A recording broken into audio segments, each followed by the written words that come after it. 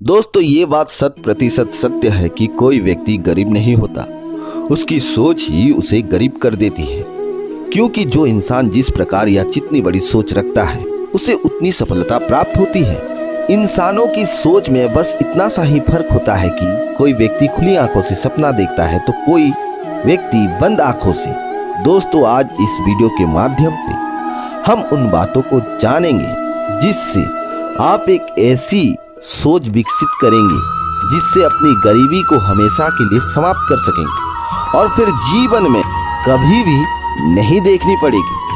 तो चलिए अब आपका ज्यादा समय ना लेते हुए वीडियो को शुरू करते हैं। एक गुरु और शिष्य जंगल से होते हुए अपने गांव जा रहे होते हैं। अंधेरा काफी हो चुका था। शिष्य ने अपने गुरु से कहा कि गुरुजी काफी रात हो चुकी है, अगर आप कहे तो आज की रात यही आसपास के किसी गांव में गुजार लेते हैं। गुरुजी ने अपना सर हिलाया और वो पास के गांव में एक छोटे से घर के पास जाकर रुके। अब जैसे ही वहां गए तो गुरुजी के शिष्य ने दरवाजा ठकठकाया। उस घर से एक गरीब आदमी बाहर आया तो गुरुजी ने बोला, हम अपने गांव जा रहे थे लेकिन काफी रात होने की वजह से हमने इसी गांव में रुकने को सोचा, क्या हम आज रात आपके यहाँ रुक सकते हैं? गरीब आदमी बोला, हाँ क्यों नहीं, आप दोनों अंदर आ जाइए। अब जैसे ही गुरुजी अंदर गए उन्होंने देखा कि उस आदमी के घर में बहुत ज्यादा गरीबी थी। गुरुजी ने उससे पूछा कि आप काम क्या करते हैं?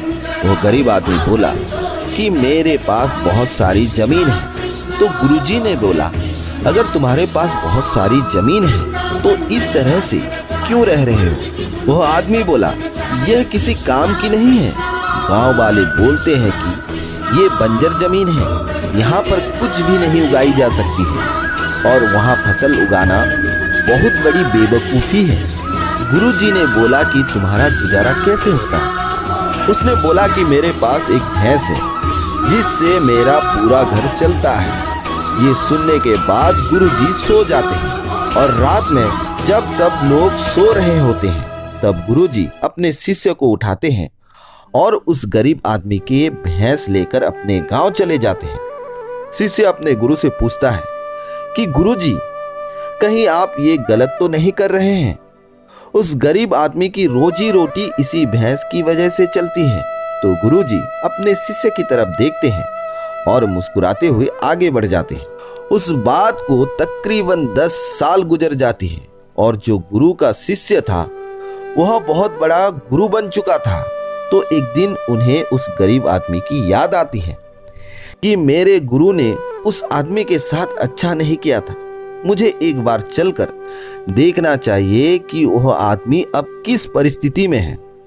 वो शिष्य उस गांव की तरफ जाता है और वहां जैसे ही पहुंचता है तो वह देखता है कि जहां पर उस गरीब आदमी का झोपड़ा था वहां पर एक बड़ा ही आलीशान महल बन चुका था और उस झोपड़ी के बाहर जो बंजर जमीन थे उस पर फल और फूलों की बगीचे थे।